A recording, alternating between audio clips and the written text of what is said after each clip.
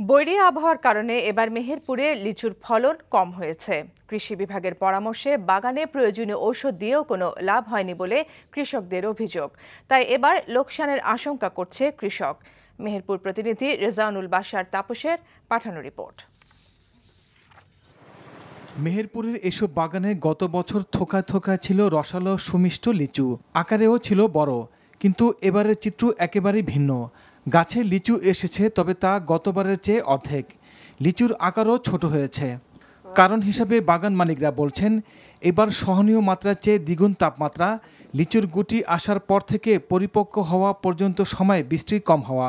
এরপরও কৃষি বিভাগের পরামর্শে ঘন ঘন সেচ এবং ছত্রাকনাশক দিয়েছেন, কিন্তু কিছুই হয়নি। প্রথম পর্যায়ে লিচু এসেছিল, খুব ভালোই মুকুল দেখা গেছিল, কিন্তু পরবর্তীতে বৈরী আবহাওয়া এবং খরার কারণে আমাদের লিচুগুলো আস্তে আস্তে সেগুলা ঝরে যায়। অতিরিক্ত তাপের কারণে আটি লিচুগুলো সব পুড়ে গেছে। পুড়ে যাওয়ার পরে তারপরে বোম্বাইগুলা যে থোকাতে এক একটা বোম্বাইয়ের অতিরিক্ত মাল থাকবে, সেটা না থেকে আপনার মাল হয়ে গেছে এড়া। তবে কৃষি কর্মকর্তারা বলছেন, বাগান মালিকদের সঠিক সময়ে পরামর্শ দেয় ফলন বিপর্যয় এড়ানো সম্ভব হয়েছে। তবে আমাদের কৃষি বিভাগের থেকে যে পরামর্শ দেওয়া হয়েছে তাতে কৃষকরা কিছুটা উপকৃত হয়েছেন। বিশেষ করে জমি বা গাছের গোড়ায় পানিটা যাতে ধরে রাখতে পারে গাছ, সেই জন্য ব্যবস্থা নেওয়া হয়েছে। গাংনী জেলা সদর আর মুজিবনগর উপজেলায় এবার 579 হেক্টর জমিতে লিচুর আবাদ হয়েছে।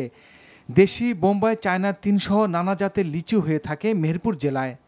NTV news desk.